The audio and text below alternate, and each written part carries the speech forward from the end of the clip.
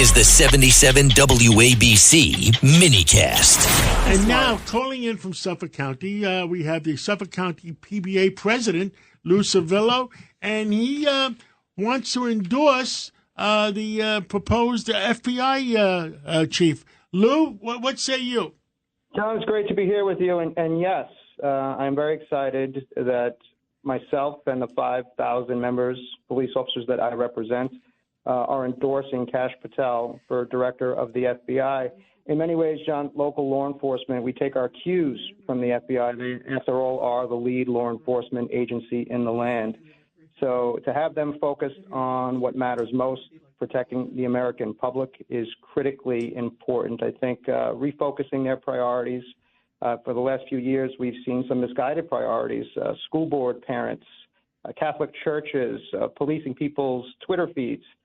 That's not what matters most to the everyday American. It's certainly not what matters most to police officers who are risking their lives on the front line. We need a real federal partner, real federal resources.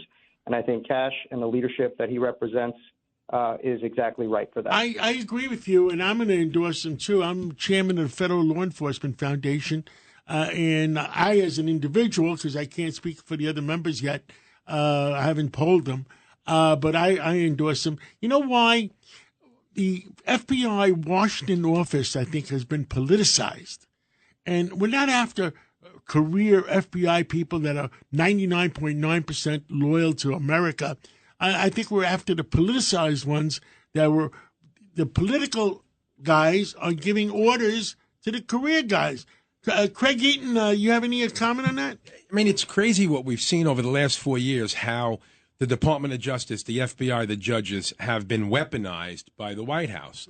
And you know what? The FBI has always been the premier law enforcement agency. I mean, look at And we got to make sure it's the premier law enforcement again. Look at George Venizelos. I mean, that guy just exudes honor and integrity. Yep. And you know, my uncle was a DEA agent for 35 years. And you know what? These guys, they're lifers. They stay in these agencies forever. But what we've seen in the last 4 years has been disgraceful and shameful. And you know Kash Patel. We had Kash Patel on the show. I know Kash. And Kash is a New York guy. Yeah.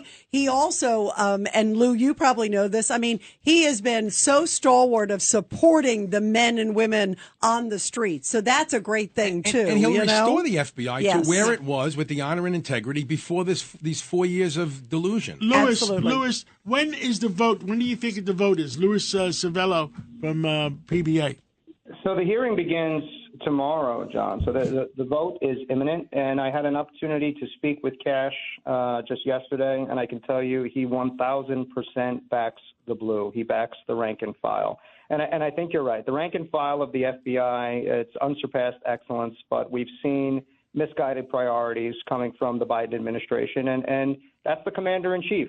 Fortunately, there has been a change. We have a president in the White House now that takes public safety seriously, that is going to allocate real resources to law enforcement, that hopefully will reinstitute seeking the death penalty for cop killers. I know you know in New York State just a few days ago, they released yet another cop killer, the 43rd cop killer released in just a few years. Wow. It's a disgrace. It is a slap in the face to law enforcement that this woke New York State parole board has once again just spit in the face of law enforcement families and allowed this killer back on our streets. And I know that President Trump will prioritize our law enforcement and public safety. Absolutely. Bravo. Well, thank you for filling us in on Kash Patel. And, of course, we're going to be watching the hearing this week, and I'm sure the vote very soon. Thank you, Louis. Really terrific, and Kash is wonderful. Thank you for being here. My pleasure. Thank you. Thank you.